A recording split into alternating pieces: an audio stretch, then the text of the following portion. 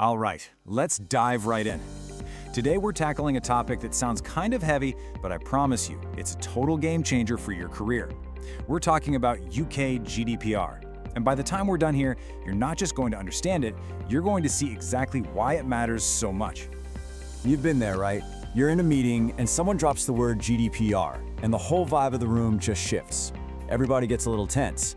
It's like the official code word for, okay, pay attention, this is serious stuff. So, is it all just a bit of drama? Are people overreacting? Well, spoiler alert, they're really not. But here's the good news, we're gonna break this all down so it's super simple and clear. It is not as scary as it sounds, I promise. Okay, let's get into it. So what's the big deal with GDPR anyway?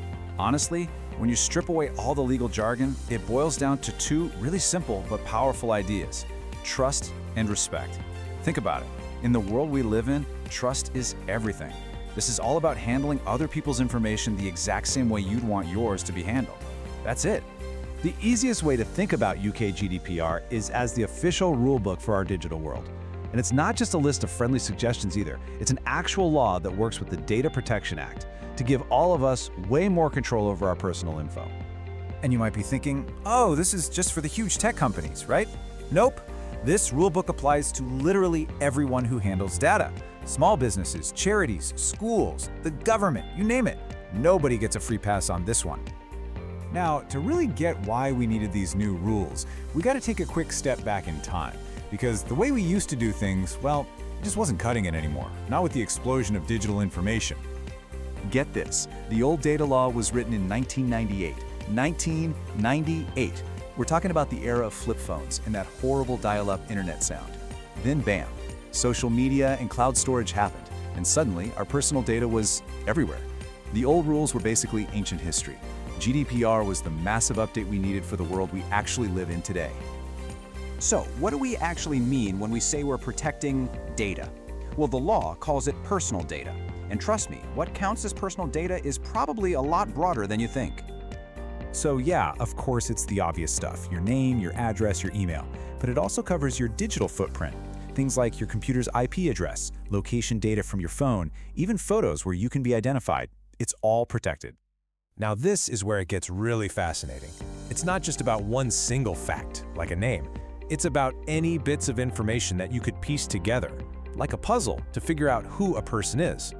So this description right here, even without a last name, you could probably work out exactly who that is. And that's what makes it personal data. Okay, in this whole GDPR world, there are two main players you're going to hear about all the time. And getting what they do is super important. So first up, you have the data controller. They're the brains of the operation. They decide why they need data and how they're going to use it. Your employer is a perfect example. Then you have the data processor. Think of them as the helper. They just process the data based on what the controller tells them to do, like a company that provides cloud software. The key thing to remember, both of them have serious legal responsibilities. Okay, so what happens if someone messes up? If they don't follow the rulebook? This is where it gets real. Because we're not talking about a little slap on the wrist. The consequences are massive. The UK's data watchdog, called the ICO, has the power to hand out some truly eye-watering fines. We're talking penalties that can start at a number like £17.5 million. Or, and this is often the one that really stings, it can be 4% of a company's total global turnover for the year. And they'll pick whichever of those two numbers is bigger. So yeah, this law has some very, very real teeth. And this isn't just a what-if scenario. It actually happens. Take British Airways. In 2020, they had a cyber attack that exposed the data of more than 400,000 customers. The ICO investigated and said their security just wasn't good enough. The final bill? A £20 million fine. Ouch. So this all brings us to the most important person in this entire story. And that's you. Seriously, as an apprentice, you are on the front lines dealing with data every single day. That means you play a huge part in keeping it safe. So let's make this really practical.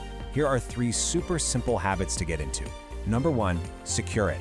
That spreadsheet with customer details, make sure it's password protected, always. Number 2, verify it. You get an urgent email asking for a bunch of data, just pause for a second, check who it's from and why they need it. And number 3, delete it. Don't be a data hoarder. Once you're done with something, get rid of it securely. Look, if you're ever in doubt about something, just stop and ask yourself this one simple question. This is the golden rule of data protection.